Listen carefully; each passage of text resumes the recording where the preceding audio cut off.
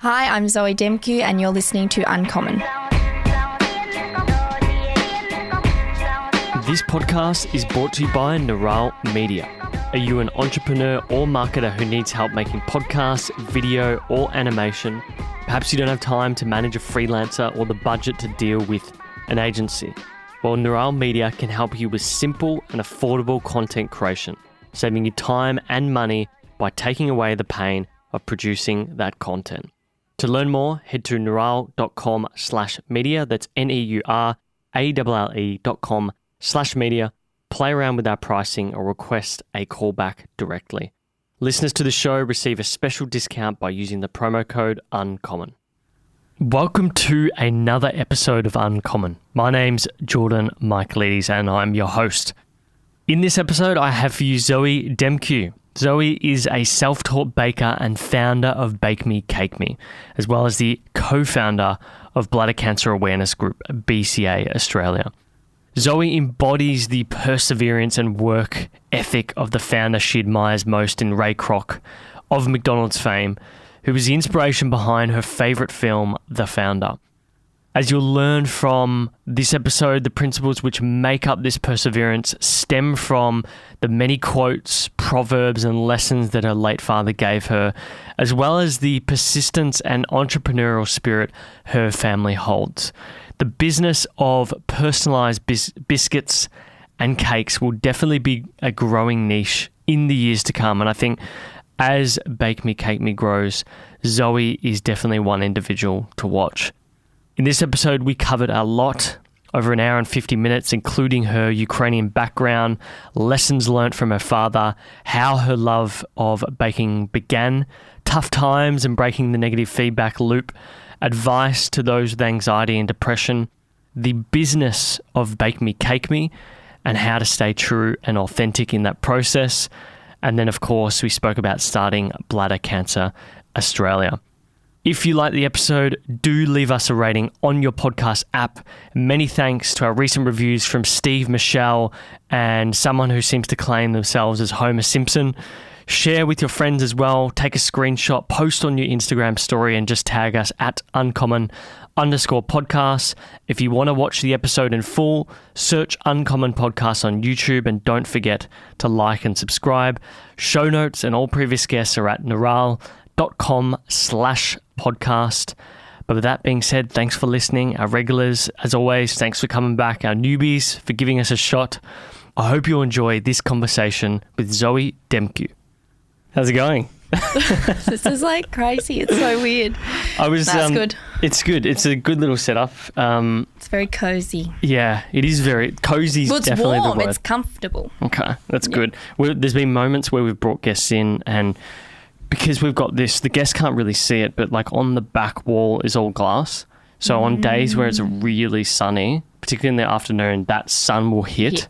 And this little aircon unit, which is sort of like it's very old. It's just like, it looks like something that would be like, I think I can. I think I can. Yeah. And like the brave little toaster. Exactly. Did you ever see that movie? I did. Yeah. I did actually. That's some nostalgia right there. Yep. It's a good film. Thinking about nostalgia, there's some interesting things that I found when I was doing your research. Okay. I was trying to guess your background. At first I was like, is she Polish? Is she German? Because like in Lauren's family, they're German, Polish, and it's Demkiw or Demski is a popular last name there. But then I think I realised you're Ukrainian, right? Yes. Okay, because I noticed you had a post about Baba. Or you were babushka. Babushka. Yeah, my Baba. My Baba was great. I had two of them, obviously, but they've both passed away. Rest their souls. But yeah, my mum's mum and my dad's mum were both amazing at cooking, but mum's mum in particular was just, incredible. And she could make anything out of literally nothing. And like you could be making the same recipe side by side next to her, and I've tried to make vareniki before with her teaching me, and this is years ago, hopefully I'm a bit better now, but like she would just make it so much better, and I'd just feel like doing the exact same thing as her. But is that your dish? What was the dish that you had growing up? Yeah, definitely those. So what are they? So it's like a potato dumpling. Okay. So they would make it like I do biscuit dough. So like you cut them out, circles, you fill it with mashed potato, onions, and then you fold it over like a little dumpling. Okay. And then you press the edges. So it's kind of like a big like semicircle ravioli type thing. And then you serve it steamed or fried, like shallow fried, with either like a mushroom gravy sauce or a like caramelized onion and butter. Like it's terrible for you, but it's horrible. It's comfort food. It reminds me of when we were in Poland. So Lauren's dad's dad, is from Poland. Yeah, down near Czech Republic. So Krakow is the capital of the region, and those dumplings and little things like schmelz. Schmelz is like sort of like fat that is rendered on the pan with like little bits of meat. So like if you cook like a roast in a pan, they must pan fry it because it's like you can actually see the specks of like meat in it. Yes. And they put lots of salt on it because the whole area is like famous for salt mines. Salt, yeah. That and like you go to the Jewish... Salty meats are like another big thing. Yeah. That's like all we have is just like salami, ham, blessed cheeses. Like it's just so like guilty pleasure. It's so cliche as well. I mean, like you get all... My family's Greek, so you get all the cliche things and when you go back home or... When you go back to those places, like just the cheeses and the greens with lemon and all that sort of stuff. But why do you know why they came out to here in Australia? Because it's like Ukrainians normally immigrated to America and Canada. Yeah, and funny, like when I was living in New York, they had a huge Ukrainian community, which I was like living right next to. No. And I was like, Mum, I'm totally going to learn how to speak Ukrainian now. Like I'm going to go to the church every Sunday and like take these classes, and like that just never happened. But I've always wanted to speak it, so I was a bit bummed. But anyway, one day I will learn. I pick up things here and there. But so basically my dad actually was born in Germany. Okay. And he migrated with his parents when he was 2. And what year was he born? Shit, you've stumped me. He was okay. You can work this out. He would have been 73, I believe, or 72 this year. 72. Okay, so say 72. About 48 to around 48. 48, I think so. Yeah. Wow. Okay. Yeah. Wow. He was born in Germany in 48. Do you know which part of Germany? Like south, north, or? I'm not good with this stuff. Better with the cookies. that would be fascinating though, to see what life would have been like back then. Wouldn't it just? And because we've still got family though in Ukraine. So my mum was born in New South Wales, but both sets of grandparents were from Ukraine. And then so dad was born in Germany, and then he came across here with his family when he was 2. And then mum was obviously born here in New South Wales. But her dad would cut sugarcane. So that's what he used to do in Australia, back in Brizzy. Yeah. Okay, yeah. So that he would live there for ages before he actually came back to Melbourne to be with, my grandma and my mum out in Brunswick, and then they moved to Moonee Ponds, and then there's such a big community over there as well, still there. Yeah. I'd love to know what was the reason why they came out. Like, why did they think Australia was the place? We should have my mum in this podcast interview. We should have brought her in. Now, talking about your own parents and thinking back to your childhood, what's sort of your earliest memory there? Gosh, the first thing that actually springs to mind, possibly just because I went away to the weekend down to Mount Martha. But we did have a holiday house in Mount Martha, and I'm the youngest of 6. So my earliest memories, I could just, like, even from photos that I've seen recently or looked up with my dad and things like that, I'd just be on the beach and, like, I don't really love the beach now. The sand kind of pisses me off. Really? Really? But like as a little girl, I used to love going to the beach and just, running around like Nudie Rudy and just like getting amongst the sand and the waves. And that's all. Our house used to be on Prescott Avenue, so it was right near the Mount Martha shops, like at the crest of the hill near the clock tower. I know exactly. If we still had it, it would just be so good. But they're probably my earliest memories, at just every summer going down to that beach house with all of my brothers and sisters, and we're all in different bedrooms, and like to me, because I was so little, it just was like this huge like tree house. It was awesome. And I had every birthday of mine down there. Yeah, Really? because my birthday falls it's January 12th, so it's just when we're always there. Okay. That's so lucky. I would have, yeah. Oh, really? Why? To have a, not for the birthday to fall then, but I mean to have that house as a kid, I would like love that. I remember my dad used to take us down to Sorrento like every summer. We'd at least go down for a few weekends in a year, but we didn't, like, because he was running a business, we didn't really have the money to rent a house or buy a house or whatever. So we would just literally go down for the entire day, come back like really, really late. But that was the shit, man. Like, those were the days when things were a little bit simpler, I think. It was just so good. Yep. And just like you'd walk back from the beach and just like you just have sand everywhere and like just whatever, you know. Yeah, you had no cares in the world. Exactly. But I think my mum would have been like, oh God, those rat bags. Like so many kids to look after and just. You got like. But I remember a very happy life like down there. Yeah. But then I think we sold that house when I was about. I think the last birthday I celebrated down there was when I was 7, and then Mum was saying that there was one year they just like we didn't use the beach house at all for one whole year. Huh. So, you know, as the kids, you know, we all went to school and there's 6 of us to, you know, Mum had to wrangle up. So we'd just be, and then, you know, their interest rates they were paying for our house in Melbourne was like 18%.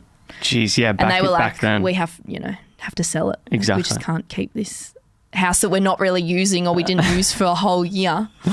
What did your parents do for work? So Dad was a financial planner. Okay. So back in the day, he used to sell insurance.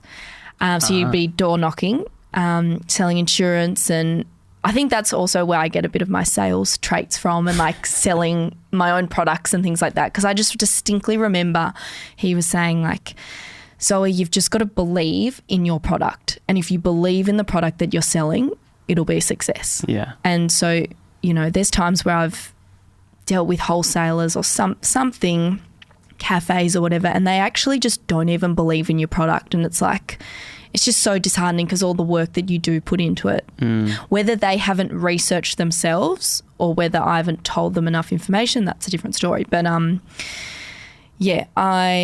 what was the question? So this is what happens. I like sort of go off track. And I'm like, what was I talking about? You were saying that your dad sells insurance. And then, so that sparked that sales kind of thing in me. But then he worked for AMP. Okay. And then I don't know when he started his own financial planning business, but he did when we lived in Monomeath Avenue in Canterbury. Okay. So he converted the whole top floor, similar to this place, really? to his office. So he had like 6, I remember being a kid and having like 6, 7 people come into work at my house, which was so weird, upstairs. And like it wasn't, now that I think about it, it's weird, but as a kid I was like, oh no, this is just the norm. Like people just come here to work. Like, you know, don't go upstairs during Dad's, you know, work hours. But then, you know, after 6 o'clock or 5 o'clock, I'd just like play on the whiteboards and like be so fun. He used to have a financial planning business called Franklin House. Okay. And Mum became the secretary, I guess, or she was working for Dad for a while.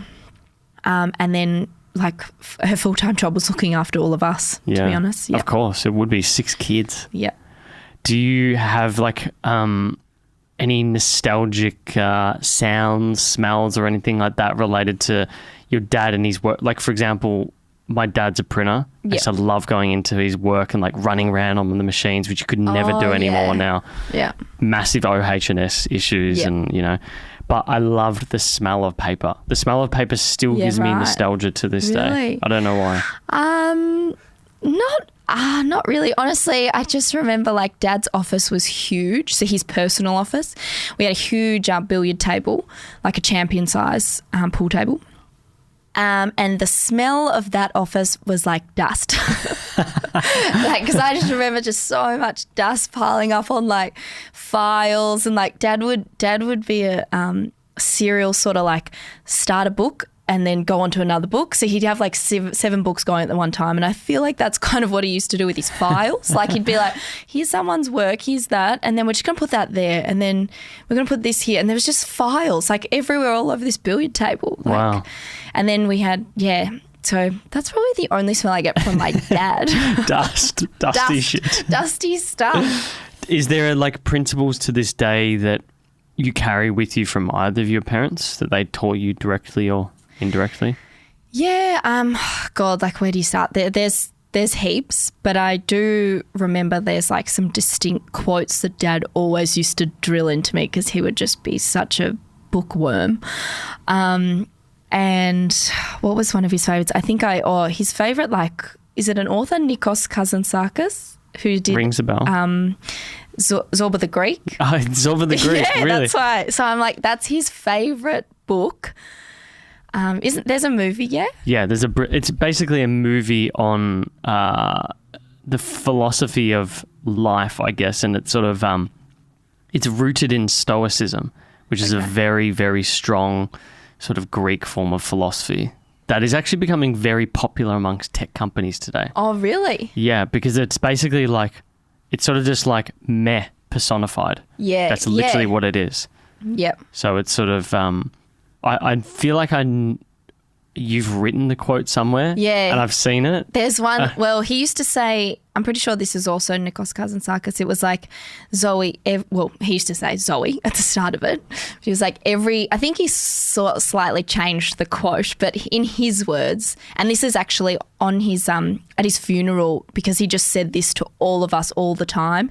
We made bookmarks as the what do you give out like at the funeral, so it had his photo so people could actually take it instead of just a booklet. It was like a bookmark people could use, and we laminated and then use it in their books, and at the end of each bookmark it had one of Michael's favourite quotes. So there was one that was, every generation must learn that the top of the stove is hot. That's right. Yeah. But I think it's slightly different, but that's what he used to say. Yeah. And then there was another one that was saying, by the same author, was, life is trouble, only death is not. To be alive is to undo your belt and look for trouble. Okay.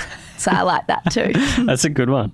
And then I think he spoke a lot about putting elbow grease into things. Right? Yeah. Just like, I used to just complain. I feel like at work I just like to get shit done. Yeah. But like if I'm outside of work, I'll be like, what's this? And he'd be like, stop complaining. So I just remember Dad would be like, Zoe, just put some elbow grease into it. Like, try a bit harder, because I'd be this weak little thing. Yeah. Couldn't do anything. And then he'd be like, yeah, get some elbow grease into it, Zoe. I like that your dad had these quotes. There's something very uplifting about. But I feel like when he was around and he'd be saying them, I'd be like, yeah, like whatever. And then it's, of course, like he's not around anymore. So now I sort of, oh my God, like resonate with them so much more. And like when I'm baking. But that's the power of it. Yeah. If I'm fucking tired, excuse my language, but if I'm bloody tired after working like 16-hour days and I'm still rolling out dough, I just literally think of him saying, like, put some elbow grease into it and just like get that little bit further. Yeah. And it's also the way that you embody them after they're gone. Like my yaya recently passed away, and she used to have quotes. And but also little things that just were so funny. Like instead of swearing, she'd say crumbs or shivers. Yeah. So I've actually noticed, like, I've started saying crumbs, which is such a lame, like, something from multiple generations ago. But how cool is that it does pass from generation to generation? Yeah, and it just allows you to remember them a bit more. And I've always been a stickler for quotes. Yeah. So I do like that. I like them too. I like them on Instagram and stuff like that. But bang, bang, bang. Yeah, I like them. Now, your early years, Bake Me, Cake Me, began as a side hobby. Yep. I think way back in 2011, you were doing visual merchandising. Yep. Now, I found this is where Lauren's very handy. So you did Project... She probably know a lot of stuff. Yeah. She knows a lot of stuff. You did Project Runway, right? Yeah. So I did it twice. Oh, you did twice? Yeah. So the first time I did it, I was just in the finale show. And I'm pretty sure my designer for the finale show was Johnny. I forgot his... because there was two people. There was Johnny Shembry, and then I'm not sure if that is by Johnny. But anyway, Johnny was my designer that I walked down the runway for, and now he is by Johnny, the designer. Oh, wow. Okay. Yeah. So that was the first year. And then the second year I don't even know how I must have auditioned for it. I can't even remember. Anyway, I must have auditioned, went on camera, did a runway catwalk thing, and then got in. So I lasted from the first episode to the very final episode with my designer, Tristan. Yeah. Hang on, Tristan. Tristan Melee. Well, I feel like it was based out of Melbourne Central at one point. I don't know. He's well known locally, yeah? Yeah, and he's come from across from the UK. Was he English? Potentially. Yeah. There was a Tristan that was on Project Runway. See, I did this course in year 11. It was like textile design. Yeah. Because I wanted to get into tailoring.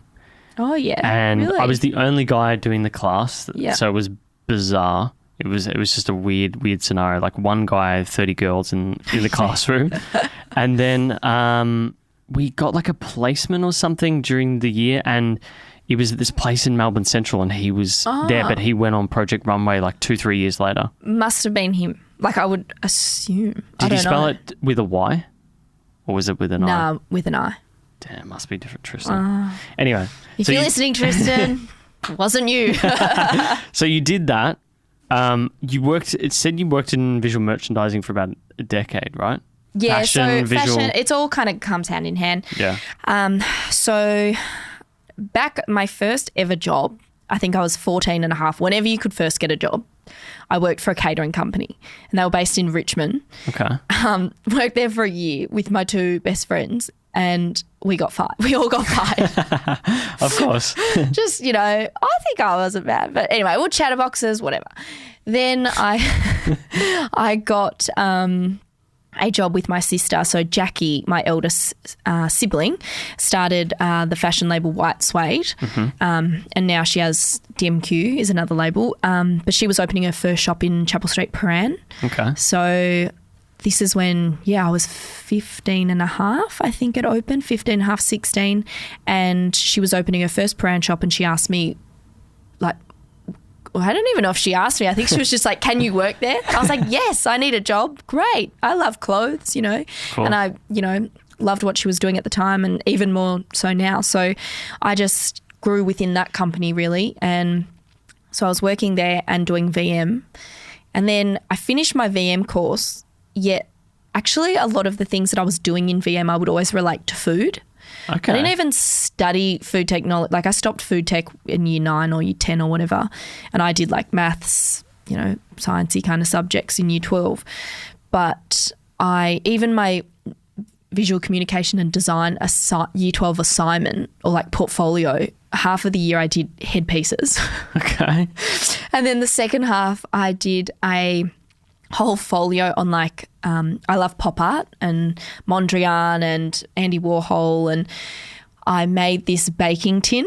Okay. So that it was based on the Marilyn Monroe print, screen print that Andy Warhol did, and it was a screen print of her face, and you basically make heaps and heaps of these cakes and make the what do you call it, the screen print of all those Marilyns, the repeated Marilyns, but in cake form. Wow. So that's where cakes kind of started, I guess. Okay. And then I would never tell anyone, but after school, every day religiously, wouldn't do my homework, wouldn't go out with my mates. I'd just come home and watch YouTube videos of Betty Crocker. Really? Betty Crocker had a channel, and it was a cake decorating channel, and this is before fondant or anything. It was just all buttercream. And I just used to sit there and just watch these videos for hours and hours, just absorbing all this stuff. And also stemming back from when I was a little kid, from the age of 3 or 4, I would ask Mum to grab down from the big cupboard at the top above the oven of the Women's Weekly children's cookbook, children's birthday cake cookbook, and I'd just sit there and just look at those pictures for hours and hours. Wow. Why do you think cakes were the thing? I don't know. I think maybe by the time Mum was up to her 6th child, she never gave me a cake. It was just, my birthday's always in summer, so I would always have an ice cream cake. But I don't know. I just loved this idea of like, wow, you can make something look like a swimming pool made out of like jelly and like chocolate, and you can eat it. Like it's like an art form and you can eat it. Yeah, because like I was thinking about what is it that makes you really enjoy it. And initially I was thinking, well, you're naturally an extroverted or seem like an extroverted person. You like to talk. And I've always thought that maybe it was what came together, because I noticed that family is a big thing for you. Mm. And so was it potentially that cakes correlated to big family gatherings? It's sort of a blissful moment for you maybe? I don't know. Not at all, actually. So you'll find this funny. So when I was a young, toddler, whatever, they'd sing me happy birthday, that's fine. But when I was from about like 4, 5 to maybe like 10, every time people sung me happy birthday, I'd cry because I hated attention. Okay. Like I was just like, everyone stop looking at me, I'm going red. Like I didn't hate the birthday cake. I loved the birthday cake, but it's like I hated those like 20 everyone seconds of like happy birthday to you. It's like, what are you meant to do in those seconds? Like it's so awkward. Anyway. That's funny. So I hated it. There's so many photos of me like crying with my birthday cakes, like staring at my birthday cake. I remember when I was about 6 years old, I've got the photo. It's pretty funny now that I look back, but I'm like crying so hysterically looking at this cake. So I don't know. I just hated the attention, but I think Mum did used to make heaps of birthday cakes and cool birthday cakes for all my brothers and sisters. Okay. But I guess, family, I don't know. I found it very therapeutic. Uh-huh. So when I would watch those Betty Crocker things or any cake decorating video, I would use it as like a stress reliever. And I feel like a lot of people sort of, say today like all this ASMR kind of stuff. And I feel like that years ago used to be my like ASMR kind of thing. I would just zone out, and like any stress from like exams or SAC periods or whatever, I'd just watch these videos and it'd be so calming. I can imagine that. I remember when like year 12 and first years of uni doing exams and whatnot, for me it was Heston Blumenthal doing experiments that like there'd be some videos that were leaked on YouTube or whatever. And maybe it's just that whole process. It's sort of, you're so, because with cooking and hospitality in general, you're so in the moment a lot of the time that it can just get you out of your head a bit. Yeah, definitely. Even like when I was working in fashion and like I was running the retail side of stores in the later, in the last 5 years, when I was doing that, I would like every Monday that I had off, I would say, girls, you can't contact me on a Monday. Like if it's urgent, contact me. But if it's not, that is the day that like I do baking. And like it was great because it was the one day that I actually didn't have to put up with other girls' shit. Yeah. Like I literally did not have to deal with like rosters or like just any that I just could focus. And it was just a good exercise for me to be able to focus on one thing. Because I feel like lots of people in my family and maybe lots of people in general, we always have like so many tabs open in our brain.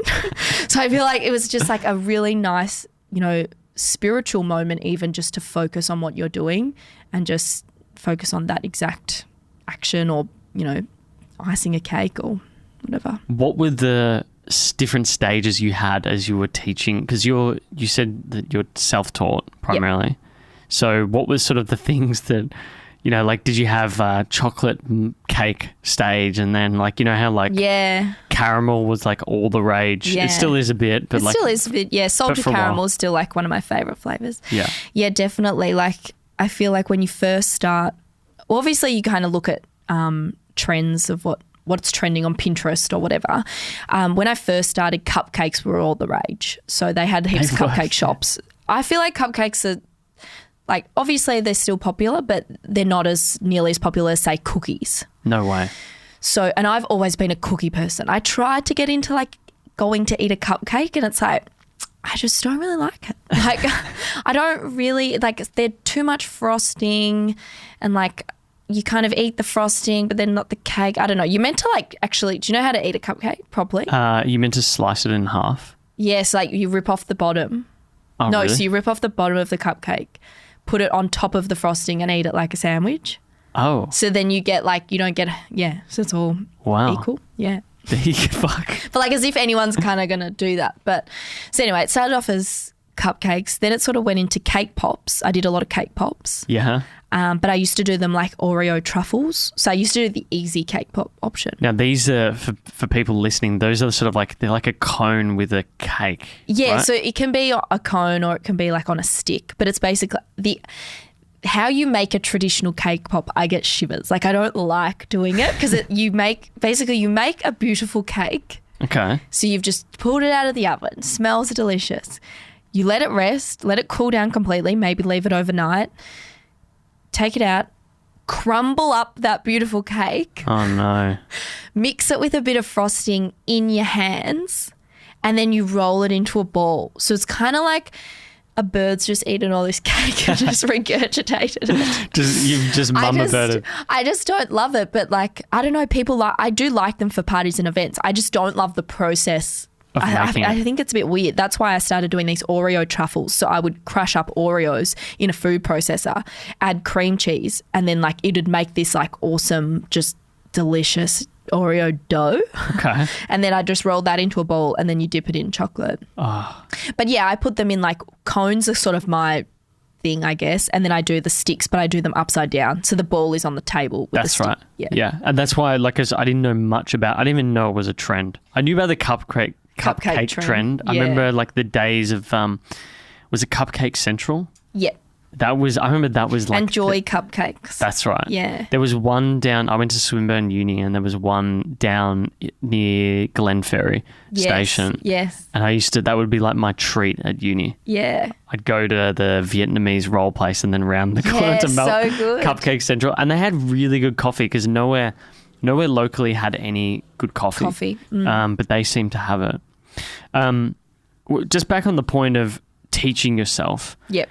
I know you I feel like you did like a course there somewhere at Le Cordon Bleu. Like I saw you in like an outfit with a little blue thing there. No, it was while you were... I would love to do that. Or is that while you were working in New York? That was when I was in New York. Okay. So I basically I went to New York on a whim. I literally went on a family holiday in like May, and then Mum and my auntie went overseas. And I came home and I was like, I love New York. I'm just going to go back. And like I booked a one-way ticket whilst my mum wasn't home. Like I know I'm like 26, 25 at the time, but like she would have been the one to like put me in line being like, Zoe, you only have like $2,000 in your bank account. Like you can't afford this trip. You can't go. So, but I was like, nah, I'm just going to book it. So I literally saved up like, I think I had in my bank account after everything that I'd like rent and all the Airbnbs that I paid, I had like $5,000. Like I had nothing. Wow. I had nothing in my, and that's Australian dollars too. So back in 2017? Yep. Wow. That's not much to live off for 6 months. It wasn't. I was like, what am I thinking? I just thought like, gotta go. I just gotta do it. I don't know. I just felt like I had to do it then. And I probably shouldn't because it was so stressful towards the end. Because I just literally ran out of money. And like there was that one time that I looked in my bank account and I distinctly remember the night because I was out with one of my guy friends or a couple of guy friends and we went out to some clubs and I was looking in my bank account and I just saw 30 like 30.00. I was like, I actually have $30 in my account. Like I actually was having like a mental break. Like I was having a panic attack and lucky because my guy friend was a psychologist. So I was like, couldn't be with a better person right now. And then he was like, don't worry. Like everyone that comes over here that tries to make something of themselves goes through this. Like you have enough support around you, even over here, you will get by. Yeah. And I was like just holding on to that. And at the time I was already sort of working for Satin Ice, who started following me on Instagram and they asked for pictures of mine to put on their blog. And when I said I just sent them an email being like, I love your product. I always use your fondant. I have sent you photos before, but I was just wondering, I'm going to be in New York. I know that you're based in New York, upstate New York. Do you have any work available? And they actually responded like that next day or whatever the time zone difference was, and was like, Zoe, we love your work. We've seen it. We're following you on Instagram. We're actually looking at doing a whole series of video tutorials for YouTube, and we would love you to be our video curator and talent. Wow. And I just remember getting that email at like 1:30 in the morning, like bawling my eyes out. And like, this is still in Melbourne, but like, I was like, who can I tell? Like, no one's awake. I can imagine at that moment it would be That huge. was really fulfilling. Yeah.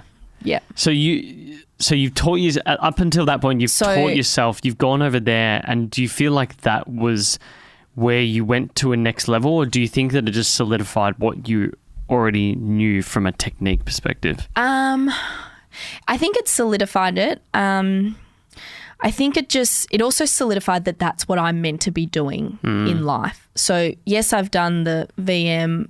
So because I did the VM for a while, then I was working in fashion, like I did the retail side, running that. I was doing the modelling. I worked in events for a little, I still work in events occasionally when I have time, but I was working for this balloon company, and that didn't work out. Just a lot of things worked out, but a lot of things didn't quite work out. Yeah. And it was sort of guiding you down the path. You've just got to find your path, yeah. And through all of that, you have your good support networks, and then you have your shit moments, and then you have your breakups, and then you have deaths, and like you just have all these things that also make you a stronger, more resilient person.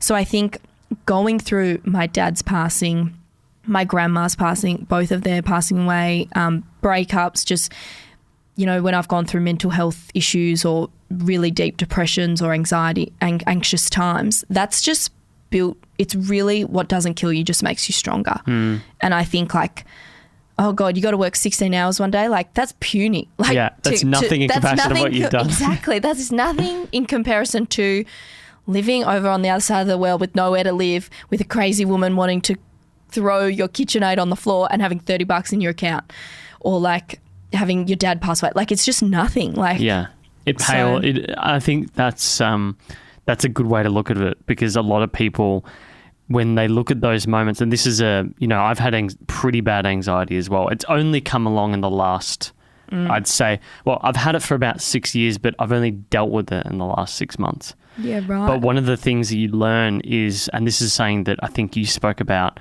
in the Listen interview, was the fact that negative thoughts, rehearsing things, all those things that you do in your head, because most of what you do in life is really just, it's a single player game. You know what I mean? Like no one else is playing the game that you're playing. It's just you on your own. Yeah, exactly. Life lessons like that are invaluable, I think. No, yeah. And the way that you approach them, like I said, can either make you or break you. Some people could have what happened to you and just become, the type of people that feel sorry for themselves all the time and don't do anything. I know so many people that just get stuck in ruts. Yeah. And not to say that I wasn't stuck in a rut. Like I definitely was. There was times that I was so sick. Like I'm in the food industry. I love sweets. I wouldn't eat, like I lost like 12 kilos in a, month period. Like it was just ridiculous from like not eating because I was anxious. Like I've never experienced like anxiety with food, just things making me nauseous. Like not that I didn't want to eat the food. I wanted to eat it, but when I tried, it just made me nauseous and I felt sick. Like, so I was just bedridden. I was so lethargic because I was so tired and didn't have any energy. So when someone would send me like, oh, we want these emoji cookies, I could not even like do an emoji cookie. Like, and I felt like my brain was just like, I remember going to bed one time and my brain was like wired. Like I just felt like there was all these electrodes going like could not like, and I couldn't sleep. I had insomnia. I got addicted to sleeping pills. I was seeing psychologists. They were like, stop with the sleeping pills. And I was like, and then I could because, I'd take up to 3 sleeping pills a night. Jesus. And I'd still wake up 4 hours later. Wow. I'm just thinking back to that moment. Do you think that, when was that? So this was in 2017 so this was at the start of 2017. So I was still in fashion, but there was a number of factors that sort of contributed to how I was feeling. And it always does. It's always the thing that triggers it. Yeah. And then I was seeing this psychologist, and I've said in those videos before, 6 sessions, and she wasn't really quite getting to the root of the problem. Like, she was giving me good info to sort of do and practice things or whatever, but I was like, this is not right. But it's interesting to talk about because, I say, I feel like I was intellectual or whatever. I couldn't break down at the time what the hell I was going through though. I could hardly answer, if someone was like, what are you going to wear tomorrow? I'd be like, it'd take me half an hour to answer a question. So I, this is what happens to me. I forget what I talk about. So you felt that, I'm just trying to think, it sounds like you were seeing this psychologist, but they just weren't fleshing out what the actual issue was. And then you were just going in there telling about your symptoms. I was just doing it, literally being like, how are you this week? This is what's happened. And then it got to that 6th session, and then it's like, man, I don't want to pay you $250 for each session when we're not even getting to the root of the problem. What is the problem? You're giving me this information on these sheets of paper, be like cognitive behavioral therapy, and I'm like, whatever. I wouldn't even look at those sheets of paper. So then I was like, all right, I'm going to write in my day planner when I feel good and when I feel bad. And I just do a smiley face or a sad face. And I then was able to work out, this is not what she told me to do. I just did this because I was like, I'm just going to do something simple that will be able to tell me when I'm feeling good, when I'm feeling bad. And I remember my mum, she always does little sad faces and stuff, or happy faces next to events and stuff in her diary. So I was like, I might do that too.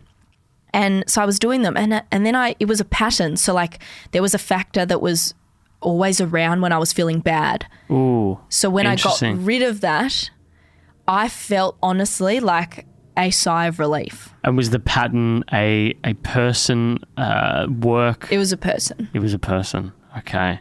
Wow. And then to realise that's pretty powerful. That sounds like a previous guest who told me that he would look at each of his days and he would mark his day a -1, a 0 or a 1 because he'd been in a situation where he felt like every now and then he was hating his life and his work as he was starting this business. But when he looked back at it in hindsight, actually it wasn't much of an issue, and then he could pinpoint the days where there were bad days and then go back and look at that in particular. Yeah.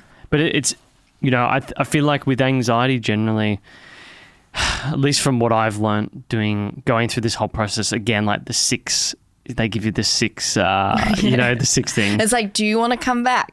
Yeah. But it's good. It's good that it's set up by the government because it helps a lot. Yeah. But you learn, basically, it's just, you have a high stress moment or high stress situation, and there's things in the past that you haven't dealt with.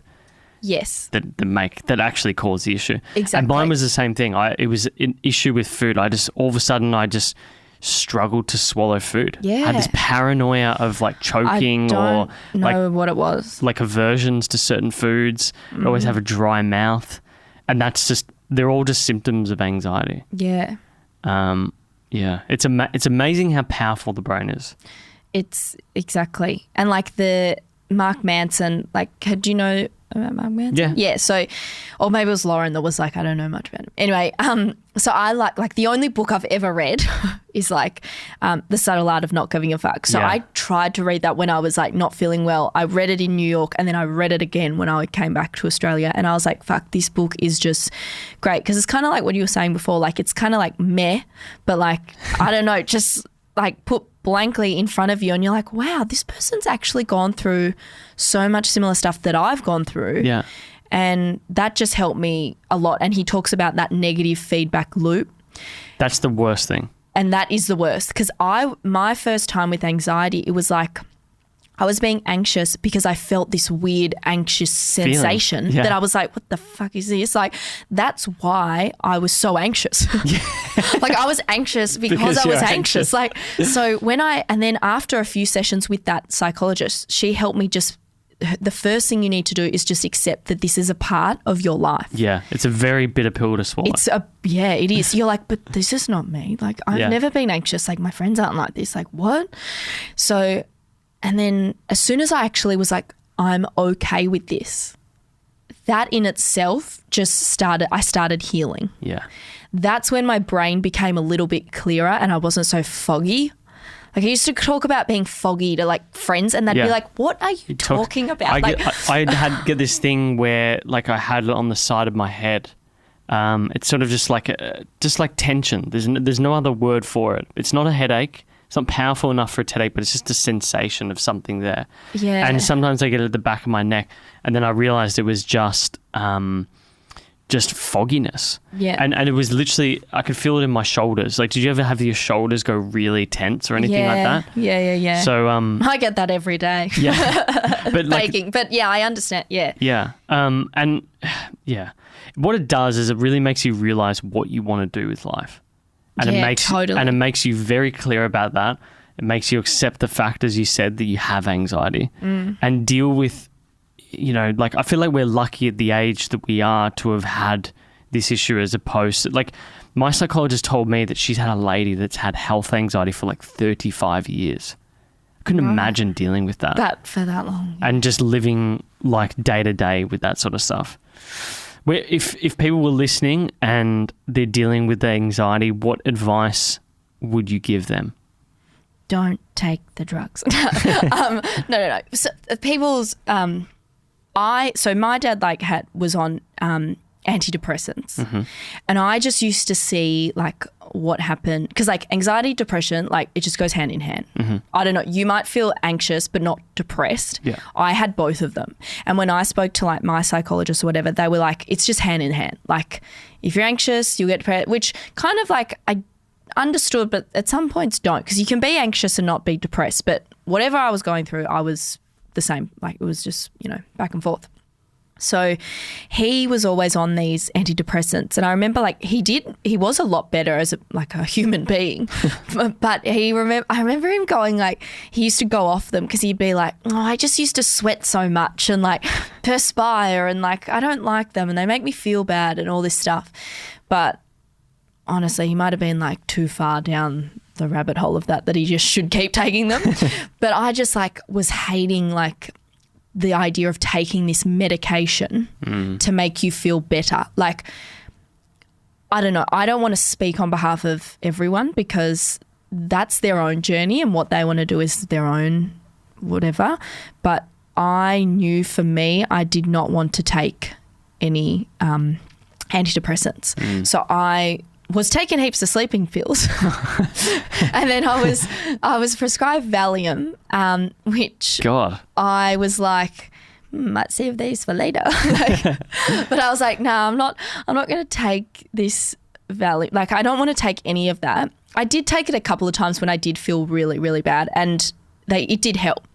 I just don't think you should become like, I feel like some of these solutions are like Band-Aid sort of. Yeah. And I mean, I remember speaking to my psych about this because I was very clear with her, like, I don't want to take this unless it's the absolute last thing. Yeah. And so she was telling me how that she only prescribes it.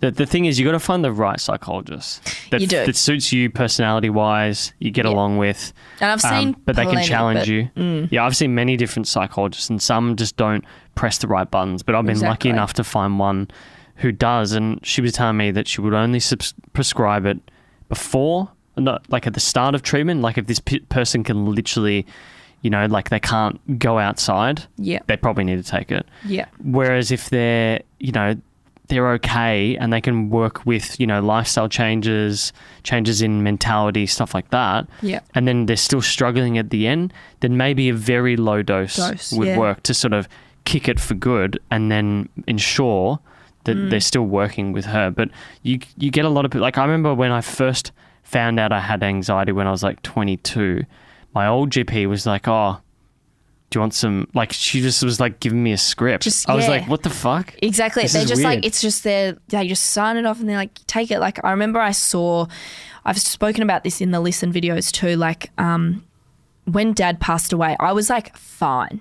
Like, I dealt with it. Like, I was obviously in the acceptance part of grief already. Like, after he died, like, I just like was crying my eyes out. And then like 5 hours later, I just messaged my closest friends being like, my dad passed away today. This is the funeral details. Like, it was like I was fine.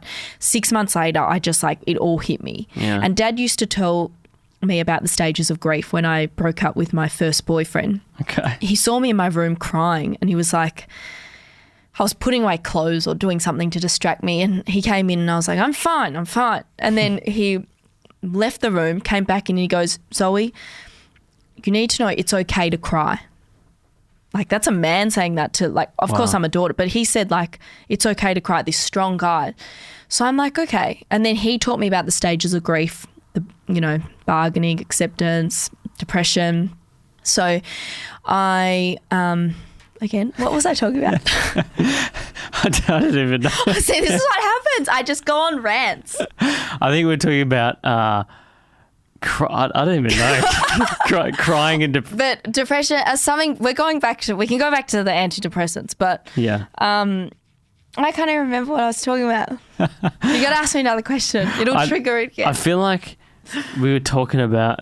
sorry, I was seeing his that's right. I was seeing his psychiatrist. I feel like my dad used to do this stuff all the time. Right. It's annoying. Psychiatrist, because he was the last person to like speak to my dad and talk to my dad. And he's the one, like, I had a bit of a sit down with him and like I couldn't even speak at that point. Like, I was like, nothing's making sense. Or it probably did, but like in my head I was like, not good enough. Like, I can't.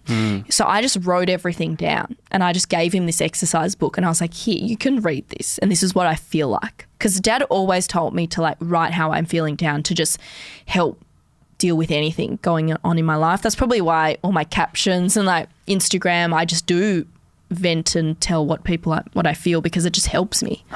Do you think your dad diarised? Like, do you reckon he had a diary and stuff? Yeah, funny you say that. He had Mum and I found this thing the other day and he wrote it on the back of like a card that he must have been around the corner actually in Epworth or something. Okay. Is Epworth around the corner from here? In East Melbourne. Yeah.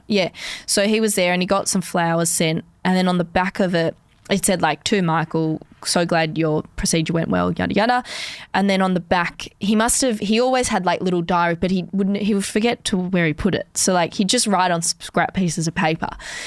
And then after his procedure and after this thing, I'm pretty sure I've taken a photo of it. I can try and find the exact words, but it was like, I've just got to find the exact words because I'm not going to do it justice otherwise. But it's something like, I would like to improve my life and I'm going to write 4 main points. These are the points. And it had nothing. And then there was nothing. Jesus. So it was just funny. Anyway, very classic Michael. He was probably drugged up from all the anesthesia. Probably. He had beautiful handwriting as well. So I always said like for my first tattoo, although I just got my eyebrows feather tattoo, but for my first tattoo I wanted like a script of his because on every birthday card he wrote me it was said, love always mum and dad, but his handwriting was so beautiful that the last like 6 months he was around, he also had Parkinson's, so he no longer could write. So that was also, I still have every card that he's ever written me just next to my bed, and every time I'm feeling down I just read them. I have every card given to me on a birthday since I was born. Yeah. I love that stuff. I love it. I've got this box and it's got cards and like, I don't know, just heaps of old like nostalgic things. I love going through it. Even if it's got like old boyfriends in it, I'm like, it's just... Who cares? Who cares? It's the time. Now the brand, anyway, yes. Bake Me, Cake Me. Yep. When did this come about? So it was... Like where did the name came from? Yeah. I was at White Suede in the Paran store on Chapel Street. So this is back in...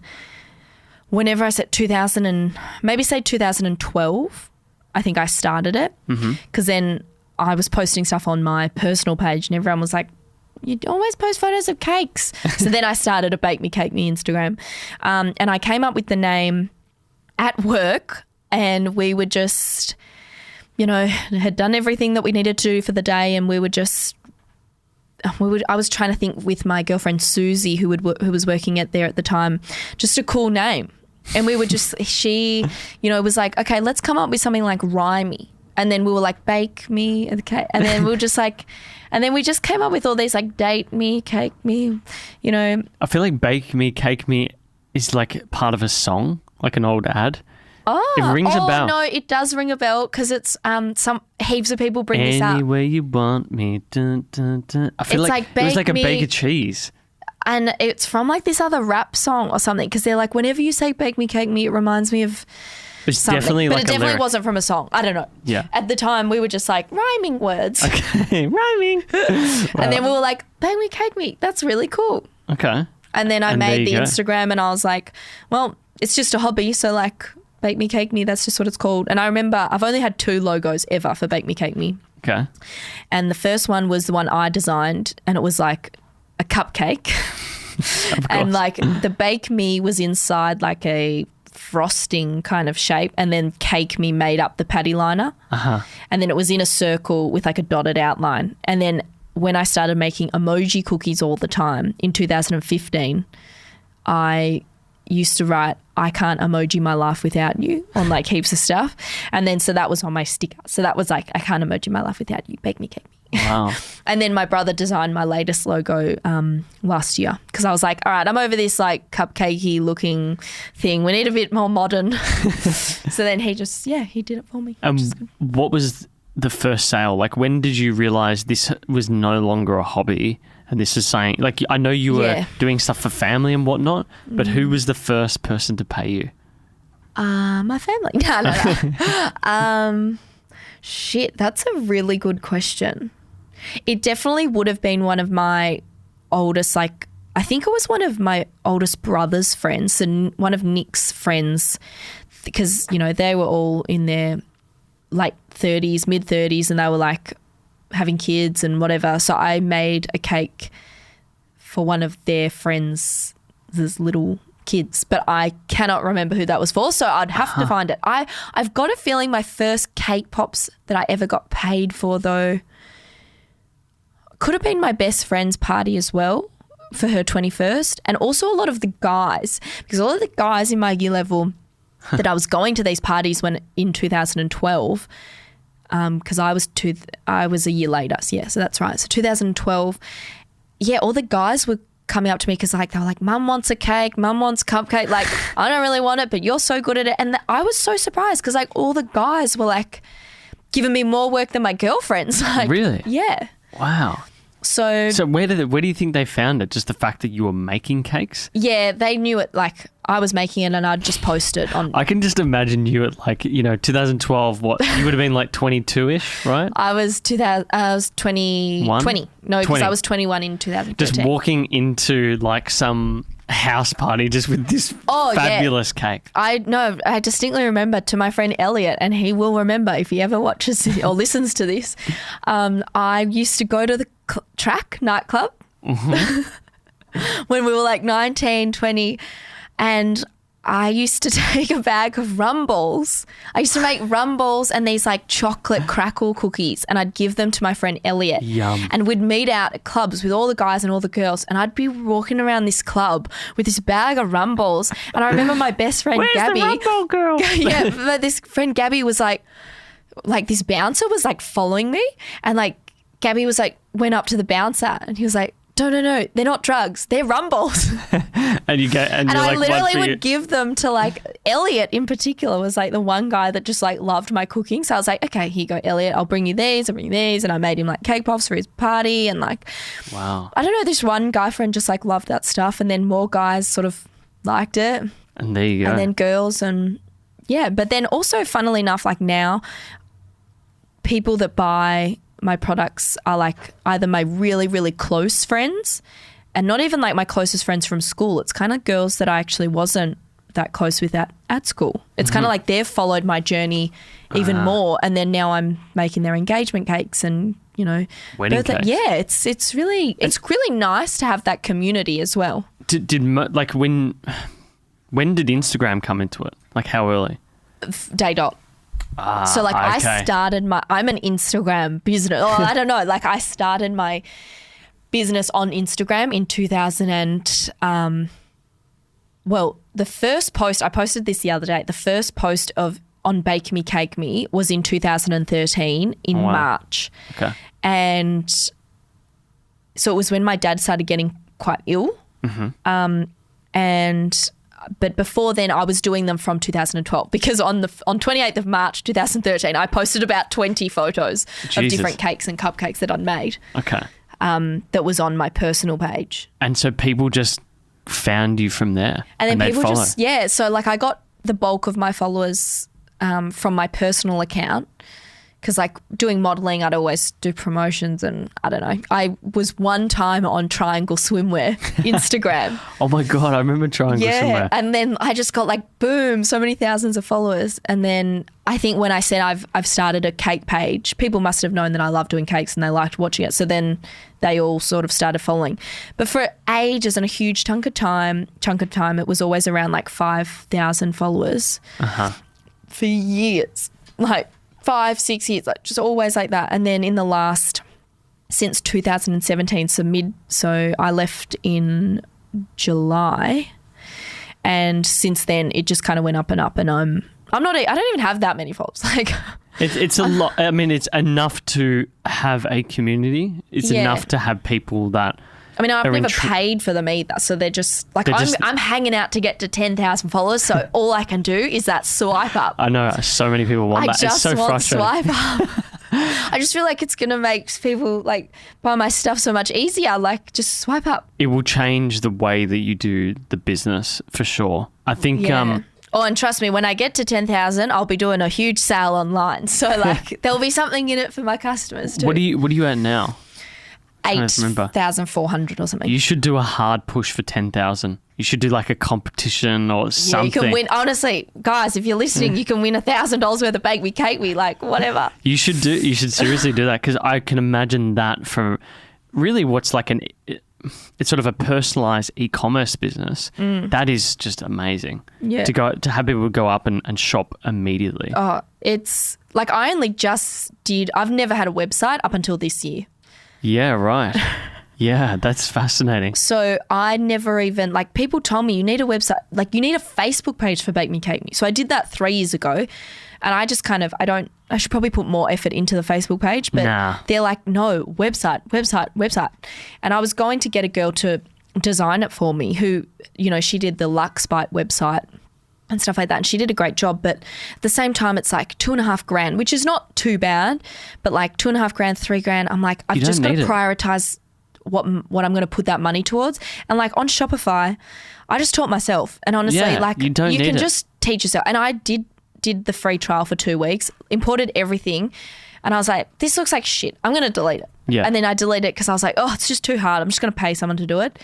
And then after like deliberating, I was like, nah. You've tried it once, just do it, try it again. And like I've laid out, I did my own website and I've still got lots to put on it, but it's like exactly how I wanted it. So I was proud that like I actually made that. But like Shopify makes it so easy. It's easy. And the thing is, your whole thing is based on Instagram. Like Instagram is becoming the e-commerce platform of the world. And they've got shop now, like shop via, Instagram. Like exactly. Yeah. I just think that it makes so much more sense for you to put your time, effort, money into doing more around that, whether it's making things, posting about it, whatever. And then just having a very simple, like your website is basic and it doesn't need to be anything more. No, I literally just wanted I can find what I want to buy shit. Like if you just want cupcakes, you scroll to the cupcake section, or like if you just want chocolate biscuits, you just I think a lot of people overdo that stuff. You don't need a lot. I just wanted all the products, and then Gabby, my best friend, was like, you need an About Me page. You have to. And I was like, what? That was very handy, by the way. Yeah, and she was like, the notes were very handy. The About Me. That's the first thing I go to. And you know, when I go on my Shopify account, like back of house or whatever, it's like the number one page that's looked at is about Zoe, the About Zoe page. Yeah. I'm like, wow, this is weird. That's interesting. So that is the number one page. Wow. And like mixed chocolate Bicky box. Of course. Now, what have you learnt about because you've had people like Steph and Laura post about Bake Me, Cake Me. I think I mentioned before in the kitchen that it wasn't actually Lauren who I found out about you from. It was actually like Laura or someone posting about it. Yeah. And I remember it was at that same time because we just gotten engaged, and Lauren was thinking about how to tell her bridesmaid she's only having a maid of honor. So like how does she tell her? So she got the cookies because I think she saw it. Yeah. Yeah, that's right. So I've actually sent cookies to Lauren. Did I send cookies, I think you have, yeah. Because now that rings more of a bell. Because like I knew her name from uni, but then I was like, why is it so familiar? And now I have actually remember maybe writing Lauren Lopatko on like a express post bag. That's right. Sorry, forgive me. And she it's needed just express. like there's just so many names of whatever. I can imagine. So, yeah, I think my poor girl that was helping me today did like 40 express bags today, like just today. Like just express bags? Yeah, I only do express. Oh, okay. So I believe that it's handled less. Okay. And I actually asked the post, like, that's why you just pay like I would rather pay a few more dollars to get cookies like perfect than like handled so many times. And like when I went to the post office, they were like, you're actually right. Like you should get express because they're handled less. Yeah. And I was like, okay. Interesting. So did you learn anything about that? Like, have you thought about... Like the influencers? Like have you thought about doing more stuff with them, reaching out to them more? Of course, like influencers, yeah, they do help, of course. And like Steph's posts, I will always be grateful for Steph's posts. Like she really made that whole bridal cookie thing that I did, like, boom. A business. Yeah. Yeah, she made that into a business. Yeah. She is, her and Laura, I've started calling them king makers or queen makers. Yeah. Those guys are amazing. It's just amazing. Like I actually like started calling it the Steph Claire Smith because like the SCS or whatever, because I'm like, Steph, you have a cookie named after you. Everyone just says, I want what Steph had. Or like previously I'd made cookies for Nadia Bartel's son and Aston, and they were like, I want what Nadia Bartel had. Wow. It's like, you can have the same style, but don't you want like a different colour or like make it your own? And they're like, no, I want Nadia Bartel's. Wow. It must be super fascinating to see the trends around that. Yeah. And to see what people are doing. That is super fascinating. Yeah, so it's just so funny. So like, especially those Steph Claire Smith ones, like I want exactly what she had. And I'm like, it's just funny because like, yes, Steph asked for a cookie with like somehow to say, will you be my bridesmaid? But like, I'm sort of the one that came up with how it looked with the sprinkles in the bag. And like, it's kind of like, yeah, it's Steph's one, but like, it's my one. Like, what? That must be weird as well. I'm just very, very, very thankful of her. And yeah, like seriously, whatever Steph wants, she can have. So let's get into sort of the nuts and bolts of the business model. You've got the cakes, the cookies, you've got these sort of specialty things like Tim Tams, mint slice. Yeah, which are called now Miss Minty. Miss Minty. And Zim Zams. Okay, Zim Zams. And my Jam and Wagons. Now, I was saying to you before, have you ever, like, how do you, because this is such a personalised thing, like it's you making it. How do you grow as a creator? Do you charge people more? Do you make more? What sort of, where's your mindset going with that stuff? So at the moment... Because your time like is in the finite. in the last like week or 2 weeks, I have I don't have a demand issue. I have a supply issue. Okay. So like I used to just make like 30 cookies a week. Great. Then I started making like 100 cookies a week, and then I started doing like Universal Pictures jobs. That's like right. Kmart, 950 cupcakes. Like Jesus. I'm not a cupcake factory. Like if they wanted that amount, I'm like, why don't they just go to a cupcake factory or the Cupcake Queens or Cupcake Central? Like why don't they go there? I don't know whether they wanted them too personalised or whether they actually loved my, cooking or baking or decoration, because that woman who ordered the Kmart job, I baked a cake for her son, and she happened to know my sister who's a doctor. Like she's somewhere through the grapevine knew someone knows a Demkiw in somewhere, like in Melbourne. Like there's so many of us spread from like 46 to 27. Okay. So someone knows someone of the Demkiw family, I feel, in Melbourne or around our suburbs. So I got that job from her. So I don't know, but she was like, I loved what you did for my son and the flavors and the design detail. I want you to do this for work. So she didn't mind spending a little bit, because I'm like, that's fine, but you're going to have to spend, like, you want them individually boxed, everything. Like, that's like a whole gift. Like, so that's not just making one cupcake with a swirl and some sprinkles and there you go. So you're going to have to spend a bit more, because the time that it actually takes packaging and stuff, you have to pay for. And they were like, we get it, like, you know, and there's a bit of compromise. Yeah. But yeah, they were like, we would prefer to pay you for the time and effort that you put in, rather than, I don't know, a bigger company or something, a factory, I don't know. Okay. And so, but I'm working on scaling now. So yes, I can't do everything now because the business is getting bigger. I found my, like, casual girls that help me with packaging, dispatch, shipping, and then I've also now found a casual baker, and he's actually a pastry chef, which he's actually someone I've known for quite a few years. And he has been great, and it's just so lovely to see someone that I know and trust and be able to work with now. And I've seen him grow, like, over many years. And he says, like, I can't, you know, decorate a cake like you. And I was like, I don't need you to. I just need you to know how to, like, make these these Zim Zams, these Jammer Wagons and the Miss Minties. And then, like, I want to work off you as well and learn how to work with pastry. Because, like, I don't know anything about pastry. Like, I can make pastry, but I can't make a croissant or anything like that. Like, it would be nice to actually work with someone as more of a team that knows that stuff. So it sounds like you need to speak to someone who's worked at a sort of not commercial kitchen, but in an environment, like someone who's worked for Zumbo. Yeah, well, do you know what I mean? So funnily Purchase. enough, I got him a job placement with. So I know Zumbo. Do you really? Yeah, he's given me his. Yeah, I know him, Matt Moran. I know Catherine Sabbath.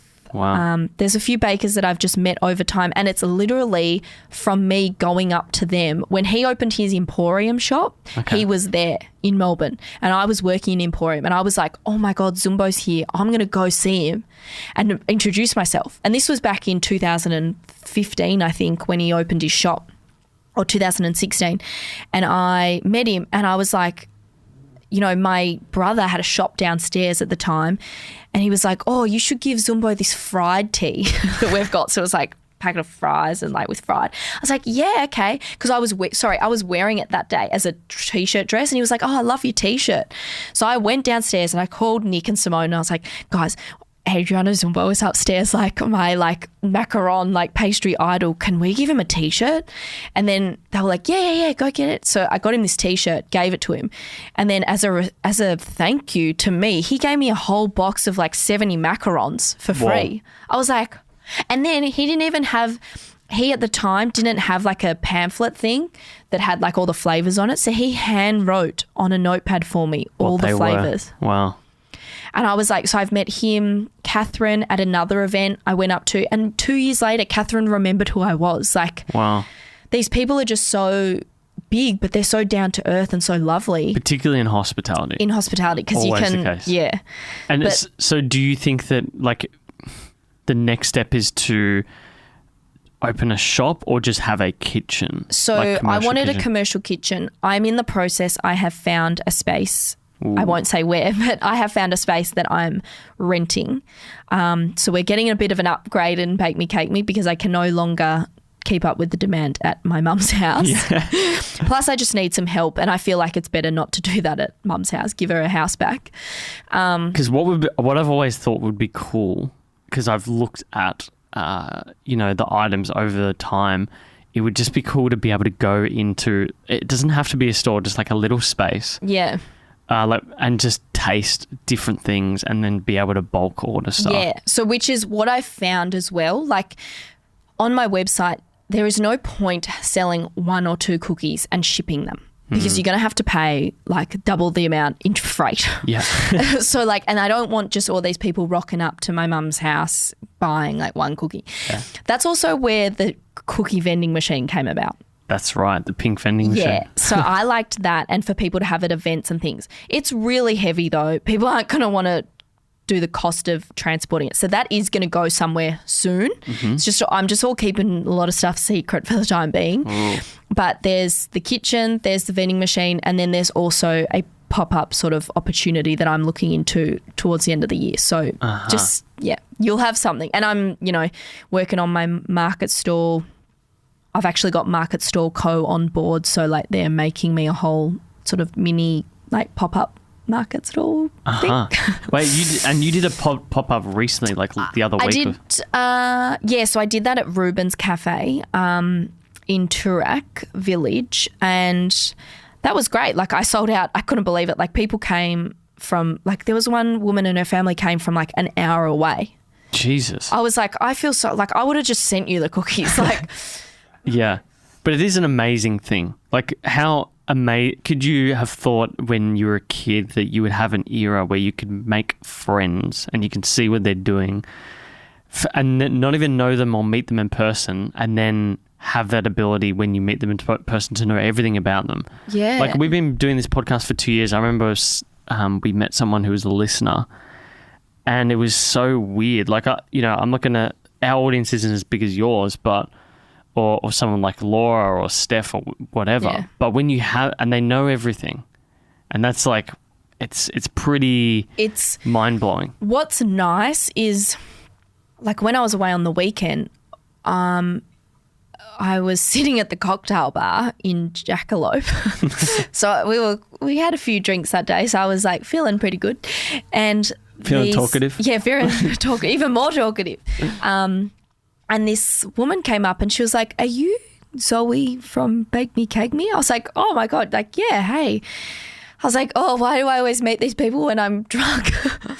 Anyway, and like she came up and she actually said, like, "I've been following you for 6 years or however long." So, there's a lot of people that follow me that say, "I love your work, I love your work," that have been following me recently, which is great because I always want new people, following the business and being a fan and, supporter and a customer. But like people that actually have seen me from day dot to now, that's amazing, because that means that I've just somehow like, they've obviously loved watching me grow and just love seeing what I produce, and it's just quite surreal. Like I find it very strange. I remember talking to Laura about this off camera, and she was just saying that you never get used to it.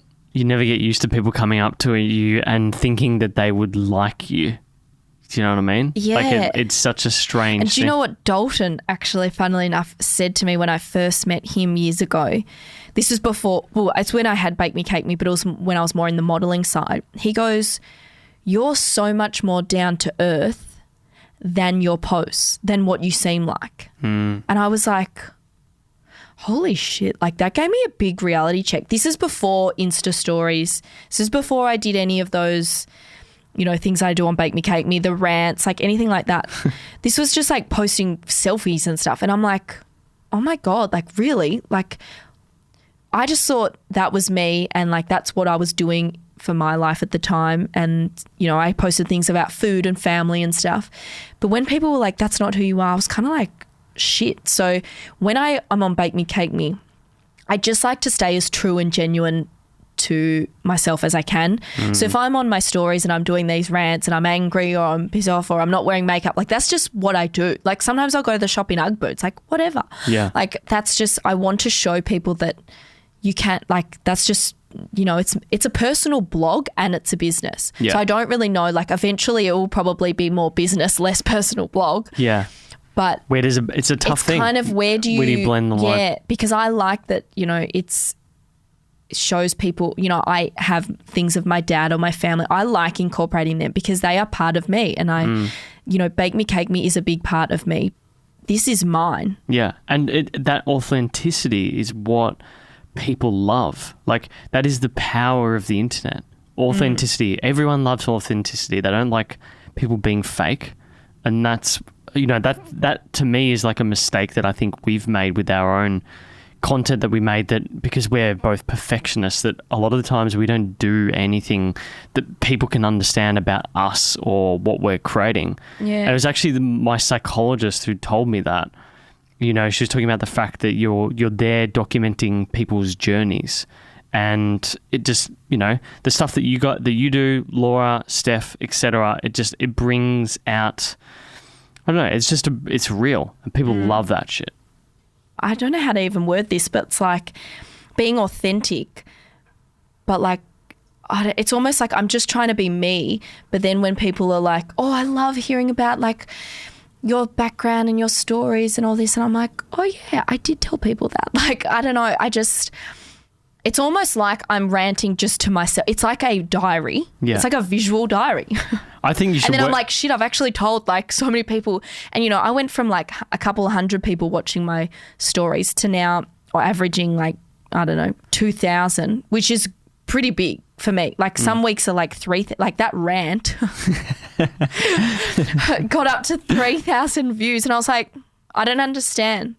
Like, I'm just speaking my opinion, like, why are so many people watching? And someone told me, I forgot who it was, they were like, because we love drama. Yeah, humans we love drama. Controversy. And I was like, of course, my favourite, like, after work, I just can't wait to sit on the couch and watch reality TV. Like, I've applied for Love Island, and I like, this was a year ago or whatever, but like, I love Married at First Sight, and like, I'm great friends with Tel from Married at First Sight, but I met him going to Ryan's comedy show, and I just like literally was a fangirl. I'm so out of the loop with all of that shit. You need to watch it. For a while, love it. We weren't watching Free to Wear. Yeah, I still watch Free to Wear. But I got to say, when you go back to watching Free to Wear, it's actually quite a nice cathartic experience. Like it's very, like with Netflix, YouTube, ABC iView, whatever, you have to put in effort. Like to select what you're going to watch, and then because there's such a selection, you're like, well, this is shit, so I'm going to. So you don't actually watch anything. You're like, there's nothing on here that you just spend the whole time flicking, right? You're just like scrolling, or you pull out your phone and then you start looking at your phone. And I'm terrible at that. And I've you watch a Netflix thing, and I pull out my phone and I'm like, Instagram, and I'm like, I'm not even watching it. Yeah, I've had to do things like every Wednesday night now we go and watch a movie. This is like some of the lifestyle changes that the psychologist gave me. Yeah, because I was working too much or whatever, and so I find like movies is great because you don't like you can't whip your phone out. You can't just start watching Instagram stories. Exactly. Otherwise you'll be making a noise. But free to wear is really good like that. I love it. And like, I still like, I love it for the reality side. And then, you just sit there and watch what you're doing. But I remember like my sister and I used to run in the front room of our old house, and we would watch like whatever movies were on Friday, Saturday nights. And then we would love, like, Dad would be like, but we have that on tape. We have that on a VHS tape. Like millennials, VHS tape. Yeah. And then we'd be like, no, but we love the ads. We actually loved the ads because it gave us time to go to the toilet to get snacks. We used to say we loved this thing. And like, I just love from a young age as well. Like, I used to watch cooking shows. Like, my dream job would have been, my own cooking show, because I still watch Justine. Like, at 3:30 or whenever she's on TV. I used to watch Ready Steady Cook. Who was Ready Steady Cook was amazing. Who was that big fat guy? Huey? No. Huey, yeah. Yeah, Huey. Huey's Cooking Adventures. Huey's Cooking Adventures. Wow. I used to watch that. That used to be just honestly the remedy when you're sick at school and you come home at lunchtime, and it'd be like Huey's Cooking, Ready Steady Cook, and then Oprah or something like.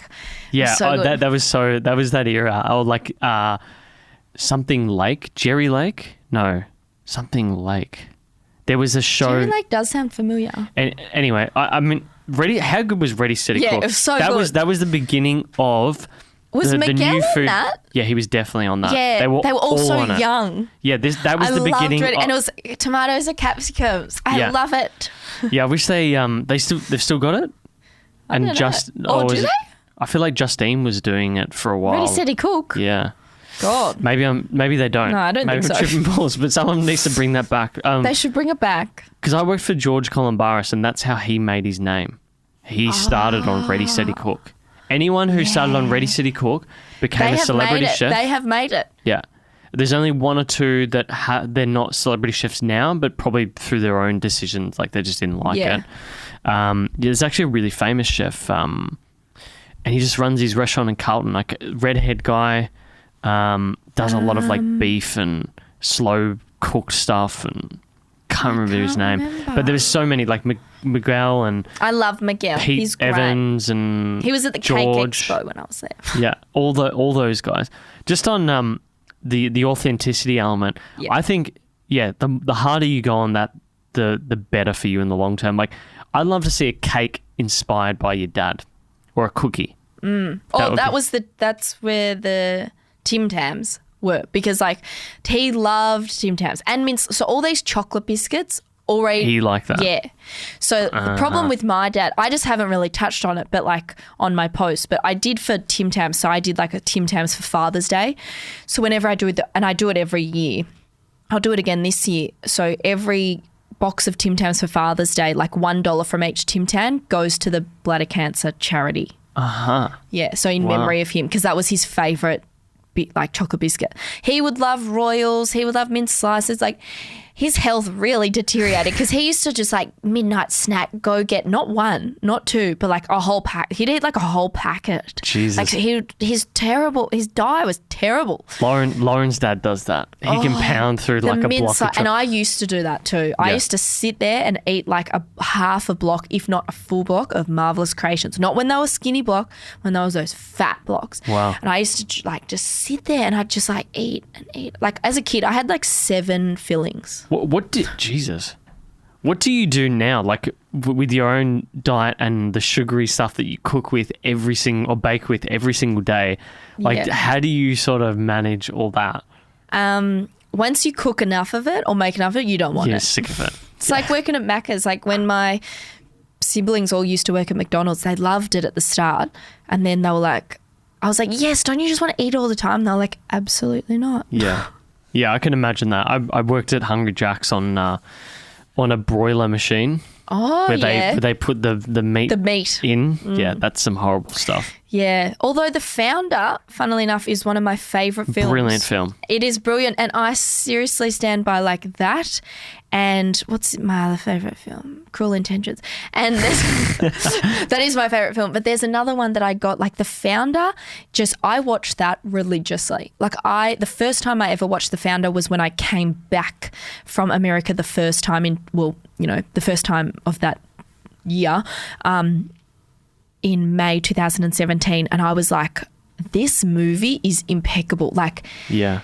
Ray Kroc, bit of an asshole, but like he just like persistence. That's where I learned all about persistence. And then that's when I was like, F this, I'm going to New York again and I'm going to try and like just make it. Well, it's a story that you can relate to because it's in an industry, it's still food, so it's something that you can somewhat relate to. Yeah, exactly. And like the brothers, like the McDonald brothers, they were like, wanted to keep it as authentic as possible by keeping this small sort of burger place. But then, Ray Kroc was like, but that's such a good idea, like franchise it. And like, if only they just listened to him. If they didn't listen to him, then we wouldn't have probably the greatest hangover snack or drunk snack ever. Yeah. McChicken with extra mayo. It's just so good. Yeah. Now. Anyway, off McDonald's. We've got this. I still want to cover Bladder Cancer Australia. Yes. And we're hitting on time. Okay. So I'll be quick. No, that's fine. I think there's a few things that we've missed as we've spoken. So, as probably people have realised, your father passed away in 2013. Yeah. So that was from bladder cancer, and I believe, as you write, that essentially he'd had prostate cancer, but he wasn't aware that the symptoms were related to bladder cancer because they sort of mimicked that essentially. Where did the idea? It was created with your sister, Stephanie. Where did the idea to create this group come from? Like, why impose that further work on yourself when you could have gone to any other, there's so many different support groups, agencies. Like, there really wasn't for bladder cancer. So my sister, coming from the medical side, and she was, studying urology and things like that. That was so important to her. She really couldn't find a support network for her to be able to deal with what she was going through. So I guess that's in a way how she wanted to channel her, emotions and things. She wanted a support group, and she was like, there's nothing, like there's, Blue September, or there's prostate cancer awareness, or, testicular cancer. There's all these other cancers that are more, like, how breast cancer is like a sexy cancer, and there's already... Yeah, there's certain cancers that are more prevalent. Exactly. Like breast cancer and ovarian cancer seem to be one of those two. Skin cancer, they get lots and lots of funding. Lots of funding. And there was nothing like, bladder cancer is uncommon. Huh? Pun. There you go. Jeez. But it's actually like the 8th most common cancer in the Western world. So really? Yeah. So it is a lot more common, and there's just amazing, like the amount of, since we sort of started that in 2014, there's another group that we now work that have a larger board of members, and we work under them. So they're Bladder Cancer Org. That's right. Yeah. Yep. So Steph sort of manages like the social media side for that, and I just help with the fundraising and events and things like that from that side and point of view. And I love incorporating anything that we can do. When I was working in fashion, we did donations from White Suede, we did from Autonomy, we did them, I do them for Bake Me, Cake Me a lot of the time, and I will continue doing the Father's Day thing and things like that. So I definitely always want some sort of fundraising thing, but it was Steph's initial idea to create this support network. Okay. And so really you saw it as an opportunity to throw your support behind her, to give it some legs with what you were doing. Yeah. And I guess like, I don't even know if she had like Instagram at that time personally. I don't think she did. And I was like, oh, I'll help you start that up and run the Instagram page for that. Uh-huh. But she is so much better with knowing all the stuff about the medical side of bladder cancer. I'm more about the awareness and advocacy and things like that. So it's amazing. Like in August, I'm going away for the month to go to a bladder cancer think tank that she was invited to last year in Denver. And she was like speaking at and talking to all these other bladder cancer awareness groups around the world. And there's a huge advocacy network in America and Canada. So we're all getting it together in August. Okay. Yeah. And so the main aim... So there's a few things. There's awareness, education, supporting research, and promoting prevention. Yeah. What do you think, like, has Steph articulated what is the number one thing that could help with this the most? Do you think it's the prevention, like teaching GPs? Teaching GPs, 100%. So we've got like, it's a slow, path that we're taking, but it's like already working under Bladder Cancer Org has been an amazing step forward, and they've created these booklets that people can get online to get more knowledge about it, but just more so GPs, like getting them to know more about if you're going to the toilet and you see a bit of pink in your pee, please don't leave that. Like if there's any site of like blood where there shouldn't be blood coming out, like just go to your doctor. And then so it's people knowing the signs of it or like symptoms, or just being like aware of that, and then it's the GPs knowing, okay, we need to take some tests, we need to take this further, and then they need to know that it may not be a side effect of prostate cancer, it could be a sign of something else. Yeah, it must be very, very hard, like in the initial stages, to get the word out there. Yeah, it's to start a charity as well as, is it a charity or would you call it a No, research? It is a charity because we do raise like quite a few funds, thousands each year, and we do it in we try doing it in like fun ways compared to like being really like sterile and I don't know, like we've done this, we teamed up with Damselfly. We sort of do merchandise every year. So for Biggest Morning Tea, one year we did like teacups, and for every teacup with our logo on it, that kind of went to the Bladder Cancer Organisation. We did this year we've done candles with Damselfly, and they sort of do like funny like kind of quotes on candles. So we did like pink don't kill my vibe, and then like with a pink candle, and then on the bottom it says pink pee, see your GP. So things like that, like that's we sort idea. of take the mickey, I guess, like a bit, like just to create these, and we had these awesome T-shirts made up by some friends of ours in that bladder cancer support network and community that were like, all these funny kind of P terms, but in like the shape of a bladder. We've had merchandise. We've had all these things that like these, we did nail polishes one year that were sign of hematuria. That's the biggest thing we get out there, hematuria, which is blood in the urine. Okay. Yeah. You know, I could see it being it reminds me of something that I've seen in the bathroom at the airport. There's always in the men's bathroom, there's a thing about prostate cancer. Okay, yeah. And it's something about like a certain symptom. Like I can't remember what it actually says, but you always notice it. And it's like, it's so relevant. Well, I wouldn't know what, Like public or, you know, corporate bathrooms, that might be an interesting one. Coming up with it would be little awesome. posters. Yeah, little posters, totally. Because men, I feel like I don't know, I feel like I was taught this in high school even, like they're less likely to go to the doctor because they're a bit more scared or nervous. So it's just, you just got to make sure you're super aware of this stuff. Yeah, I think guys are more likely and smoking to is blow it a off. huge factor, actually. Yeah. The number one cause is smoking. Really? And also being around like toxic sort of chemicals. Like if you're in a work environment that has a lot of, I don't know what the real terms are, but like toxic, chemicals, just if you're in like fumes. Like there was a guy that I think he was from Germany and he had bladder cancer and he was working on motorbikes. So he had all this like petrol, like, engine smells and stuff. So you got to be careful with that. Is it like direct? Like, do you think, as an example with your father, is it genetic or is it circumstantial to the environment? They said about the smoking, but like he quit smoking 35 years prior to when he died, and he never could afford a pack of ciggies. Like my dad was not. Well, you know, they made a lot of their money like many years later. So like he couldn't even afford a pack of ciggies. So that is a bit funny. I still believe, and this is just me, I'm not talking from a medical side or anything, but if he had prostate cancer, I feel like something must have... Maybe it metastasized? Yeah, it did to the lungs. Okay. Yeah. And then he had brain cancer, so it spread everywhere.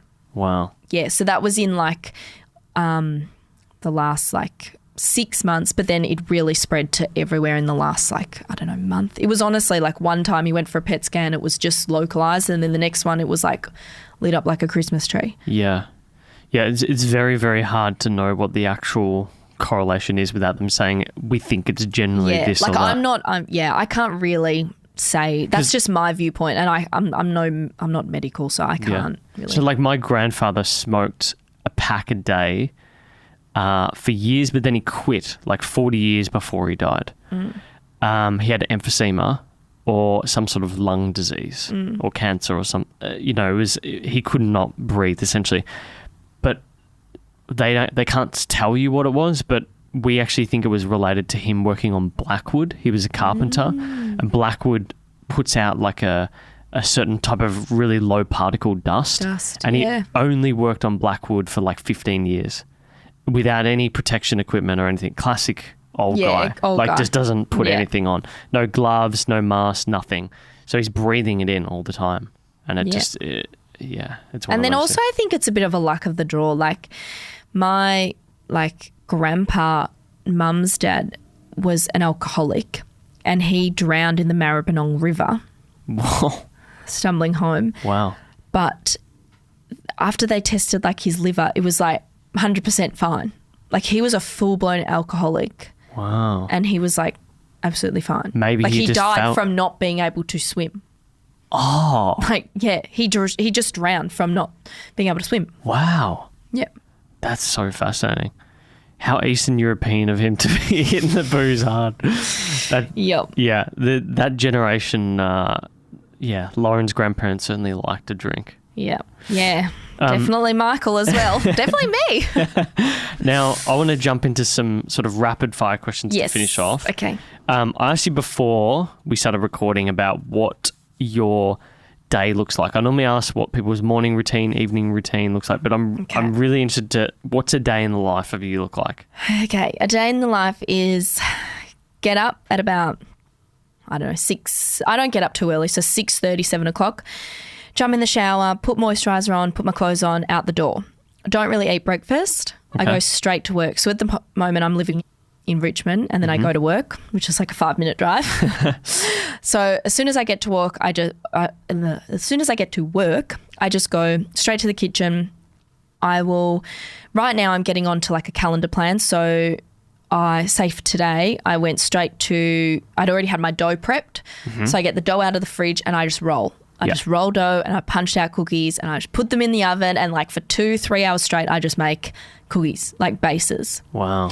And then I have a break around like 11. I'll have a quick break and I'll just have lunch if I really want to eat. Okay. Otherwise, I generally don't eat until about 3. Okay. Yeah. Wow. I have a really bad diet and like schedule. I just don't eat breakfast. Anyway, and so then I'll just bake, and then I'll just clean up a bit, or Mum will help clean up, and then I will start decorating, and I just decorate. Now I have my casual girls, so they're great. So I get them to come in a couple days a week, and then they will package them for me. But before I got them to do it, I used to take out my stickers that I designed and get printed, and I write the best before dates. I sit there and just write best before dates, and then I put the biscuits in the packages, seal them, and then but I sort of break it down. So like one day will be dough, one day will be making the biscuits and assembling them, another day will be packaging and shipping. Okay. So I break it out like that. But I will be working, but then in between I will get out my phone and I will do rants, or I'll do filming of the food. I will do Insta stories. Like, you've got to keep that up, because there is really a trend if you sort of do keep that up. Yeah. It does equal to sales, and that is how my business started. So I can't really, when people say just go in, do your job, blah, blah, blah, it's like, well, no, because I need to do this as well, because this is such a big part of it. Yeah. That converts to sales, that converts to more people following, that it's all like a loop. Okay. So, you know, if I've done a new product, every single day that I make something or for a client, I will take out my little photography studio, which is just basically cardboard sheets of paper, and I put it up next to some natural light, and I'll take some photos on my phone. Then I'll spend some time editing the photos, and then I will go back to cooking and then cleaning up, and then I try and fit in the gym. Like, I try and go to Pilates like 2 or 3 times a week. I go at 6 o'clock till 7 o'clock. I'll come home, make dinner. I'll go on Instagram, answer emails. Sometimes I don't really stop working until like 11. Wow. And then you go to bed? Yeah. And then I get up at 6 or 7 o'clock, go down. Do you, wow, that's a long day. How do you sort of decompress? I don't really have hours. Yeah. I'm trying to work them in. I'm trying to really now do 7 till 4 or 7 till 5, and still can do emails outside of those, but I really try. And it's just made me such a happier person as well, just being able to actually have time to do what I like. And I was like, well, what do I like? Like, what I like, my hobby was baking. Like, what's my new hobby? Now what I do. So now I actually really like reformer Pilates. I've never liked sport or any type of exercise ever again, but this is great, because that's another thing you cannot not focus on. You have to just focus on that. You can't look at your phone. You can't. Lauren loves it. She's obsessed with it. If I went for walks, all I do is look at my phone. Yeah. I need to like look up and look at the trees. Or listen or I just like don't want to take my phone with me. Yeah. What's been the best purchase under $200 ever? Like, what do you mean? Baking related? Anything. Like, as an example, we get a lot of guests who talk about AirPods. AirPods? AirPods. Oh, AirPods. Yeah. Oh, that is a great one. But under $200, my eye serum. Your eye serum? Is that like a cream that you put on? Okay. I need it now because I've got so many bags under my eyes and like dark circles. Does that shit even work? I don't know. I've only tested it out for like a week. I feel like they get women with like all these different, there's an eye cream, a hand cream. I know. How is it any different? My hand cream is pretty good. I use the Gardener's Strength Crabtree and Evelyn because my hands are so dry from washing dishes. That is definitely, I can see that. So that is a great one. Yeah. It's so hard to just pick one. Honestly, my AirPods are great, but I wouldn't say that's the best. I'd just say something like... cookie cutter? Well, just one, like my Circle cookie cutter, yes. I'm trying to think of something really clever. I used this thing in New York to make my Tim Tams, and it was it's like a pie cutter, but you pull them across and there's like 6 in one. Oh, wow. So it's like a piano accordion for like scissors, and then it's like a pizza cutter. So you just cut the dough and then you cut it this way, and it cuts like, 30 pieces at one time.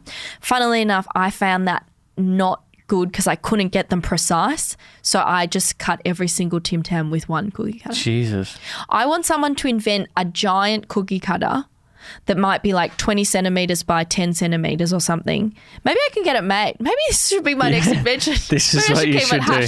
But like it just like stamps out like 30 cookies in one. Like that's what I would want. I think you need to get that made. Custom made. Don't steal my idea. Well, can you imagine like for you making I need to how get much them time done. would Like, that save you? It would be so good because I don't like the scissors because like you can move them. They don't have little blades. The other best thing I bought, but it's just over it was about 400. Okay. What was it's my Agbay cake leveler. Agbay cake leveler. Guys, if anyone listening to this that loves cakes, you got to invest in one. It's a lot of money, but it is a serrated knife basically that it's on the horizontal. So the serrated knife is facing this way, not like holding it. Yeah. And you put the measurements on and you wind it up to the exact measurement. So when you're cutting a cake and leveling it to fill with frosting, you just go like this and it cuts it level. Wow. It's just like, it's amazing. Wow. I used to be so bad at leveling cakes with a serrated knife. Do you know what, speaking of therapeutic, which you mentioned before, those little, what do you call them? Palette knife? Yeah, with icing and whatnot. Yeah, like that looks so much. Knife. That looks like so much fun. I can just imagine myself just getting like melted chocolate and putting it on those special type of trays where it hardens it. Yeah, love that shit. Yeah, it's good. They're very therapeutic, and a cake turntable. You can actually get them for under $200, easy. My cake turntable was so good, and I got it for like $50. There's like 5 different things for you. I reckon if I gave you this question ahead of time, you could have given me a list of 10 probably. Oh, I just, yep. First of all, I was like, makeup. All right, last question for you. What's a movie that you would recommend to the audience? The Founder. Okay. The Founder? 100%. Yeah. That's your all-time. That's all-time. Greatest movie ever. That is the greatest movie ever. It's so good. It's just persistence. Yep. Have you read the book? Would you read the book? I would read it. Okay. I would actually read that book. Otherwise, if it's nothing, that's a bit kind of work related though, I feel. My other one is Romeo and Juliet. Okay. Really? Okay. A lot of people hate it because they were like, I hate Shakespeare. And then I also did that at school. And I never did it at school. I never studied it at school. But my sister, Stephanie, took me to see that in the movie theatre when I was like, when did it come out? 96 or something. Yeah. So I would have been 4. Late 90s. or 5 or something. And my mum cracked it. She was like, why did you take Zoe to see such a violent film? And it's been like my favourite film ever since. My 21st was like based on that. Like the theme was Romeo and Juliet. How old was your sister when she took you there? She would have been like, well, no, she's 8 years older than me. Okay. So she's about 12. Yeah. Wow. She went to see it and she took me. And then another film that I love as well, and my dad made me watch, like he put me on his lap and watched it, was Pulp Fiction. Great film. Unbelievably good film. How old? Like also very young. Yeah, you never appreciate it when you're... But he said there's really some life lessons in here. There is. And I was like, Dad, I've turned out fine. Quentin Tarantino has got some amazing movies. Reservoir Dogs is an amazing... Like he hasn't done that many films, but they're all exceptionally good. I've never seen Kill Bill though. I've seen everyone but Kill Bill. Kill Bill 1 and 2, I think there is. Anyway. But Romeo and Juliet, probably just like from Leonardo DiCaprio. He's been the love of my life. How cliche. I would still marry him to this day. even with his good old dad bod. I do not care. Don't care. All right. Look, Zoe, where can people find you and Bake Me Cake Me? Number 1 spot, Instagram. At Bake Me Cake Me. Yeah. Facebook page. You can also find me on my website, which is bakemecakeme.com and bakemecakeme.com.au, and probably, that's all it. those things. All those things. Thanks for coming in. No worries. Thanks for the chat. It's been a long chat, but I thoroughly enjoyed it. Sorry I went off topic for a bit. It's all good. Thanks so much. That's okay. Have a good day. Bye.